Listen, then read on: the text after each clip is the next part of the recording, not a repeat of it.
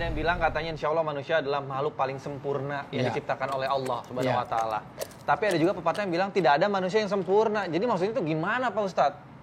Pertama, kesempurnaan secara makhluk. Artinya, di antara semua makhluk yang paling sempurna adalah manusia.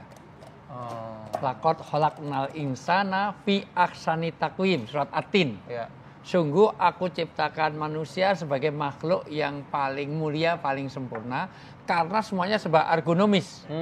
Misalnya jari-jari sampai kepada lipatan, ini sempurna. Sehingga kalau mau makan pas. Enak. Itu tidak terjadi untuk kepada kambing, sapi. Itu mau garuk-garuk aja susah loh. Dia mau gatal gimana bisa. Manusia punya kesempurnaan, tapi sesempurna-sempurnanya manusia dia tetap makhluk. Tetap pasti punya kekurangannya. Yang sempurna hanya milik Allah. Iya, Masya Allah. Jadi gitu Nat. Aku nggak sempurna, kamu nggak mau terima aku aja. Jadi atasannya maksudnya. Makanya nanti kalau ya Pak Ustadz. Makasih. Nah pas banget nih Pak Ustadz kalau ngomongin manusia gitu kan.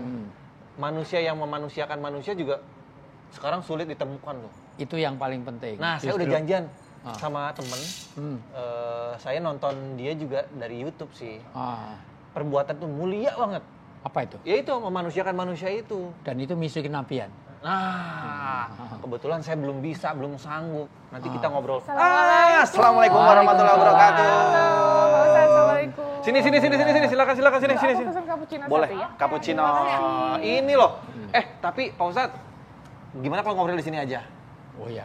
Udah jadi kan kopinya? Tak bawain? Bawain dong. Boleh, siap. Silakan duduk di sini aja, Novi. Oke, siap. Nah, alhamdulillah udah nyampe.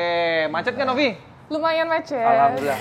Jadi Pak Ustadz, ini teman saya namanya Novi, Pratiwi Novi. Bener kan ya? Pratiwi Novianti. Saya cuma biasa manggilnya Novi aja lah gitu. Udah kelihatan kan, lahirnya bulan November. Iya, benar. Bulan November. Jadi aku kenal pertama kali lihat sama Novi ini di YouTube sih, cuma ngefans aja karena ngelihat perbuatannya luar biasa.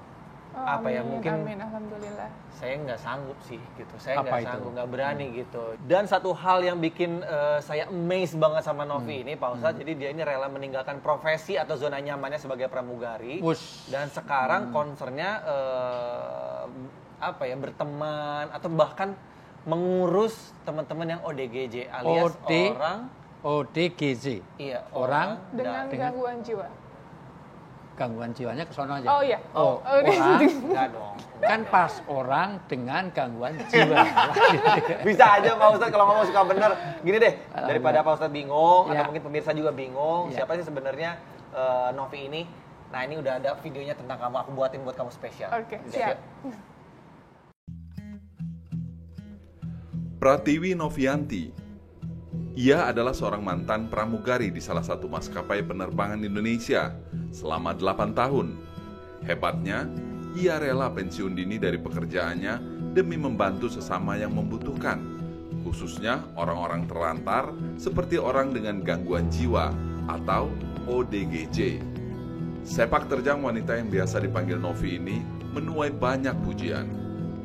Totalitas yang Novi tunjukkan dalam membantu orang banyak tidak pernah setengah-setengah.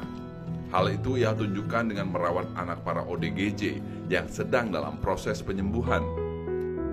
Tidak hanya itu, Novi juga rela menderita luka-luka akibat pukulan, tendangan, hingga cakaran para ODGJ yang notabene hendak ia tolong.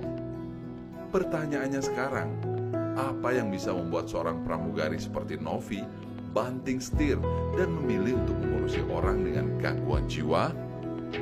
Bagaimana tanggapan keluarga? Lalu, sejauh mana kegiatan tersebut mempengaruhi kehidupan pribadi Novi? Nah, semuanya akan terjawab dalam obrolan ngopi siang ini.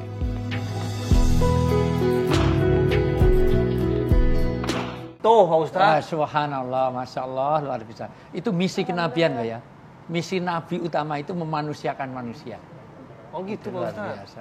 Jadi, ya dulu kan orang itu martabatnya diangkat karena apa? Ada misi kenabian. Dulu zaman jahiliyah kan semuanya serba tidak diorangkan. Nah, misinya Rasulullah itu mengorangkan, memanusiakan manusia. Dan sebagaimana yang dilakukan Mbak Novi. Tapi suka dukanya dan aktivitasnya gimana Mbak Novi? Iya kok saya masih nggak habis pikir aja. Kenapa kamu rela meninggalkan zona nyaman kamu untuk bisa dibilang ya, mungkin apalagi awal-awal masih mencoba gitu, gambling sesuatu yang masih belum jelas nih mau kemana gitu. Dan dari pramugari gitu loh. Iya, zona Pramugari itu nyaman, kan Pak Ustadz. tempat orang punya perhatian luar biasa. Satu Iya. pesawat semuanya nggak boleh meleng loh, semuanya harus lihat, apalagi pas itu menegakkan kepentingan ini semuanya. semuanya. Pak Ustadz jangan kemana-mana nih, nanti kemana-mana saya pikirannya nih. Iya, maksud saya kan semuanya harus lihat. Iya benar-benar. Kenapa tuh? Yang pertama suka dukanya banyak banget ya, karena kan selain kita bantu ODGJ orang terlantar, itu sesuatu yang kita nggak bisa duga gitu. Di saat kita niatnya mau bantu, ternyata dia malah merasa dirinya terancam atau self defense. Bisa juga dia mukul kita, nendang kita. Itu sesuatu hal yang menurut aku sih udah biasa ya gitu. Kamu udah bisa disakitin ya? Udah biasa disakitin. Bukan. Nggak, itu beda cerita. Respon orang itu beda-beda karena namanya dalam keadaan gangguan jiwa. Jadi reaksi psikologisnya beda-beda. Iya. Oke, lanjut. Iya.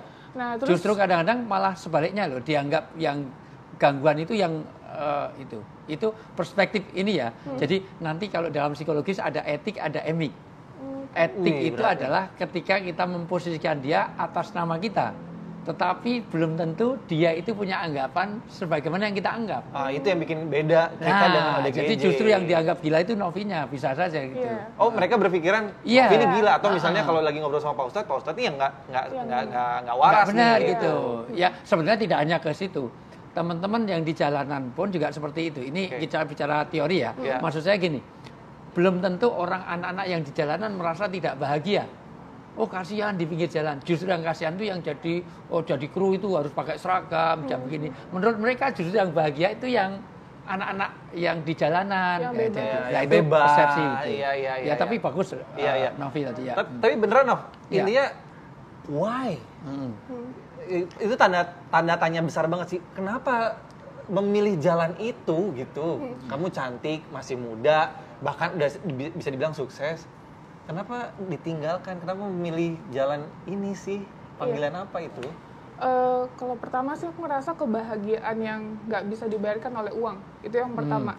Jadi ketika kita menolong seseorang, ODGJ khususnya, terus udah lama hilang, mungkin 10 tahun, 20 tahun, terus ketemu sama keluarganya.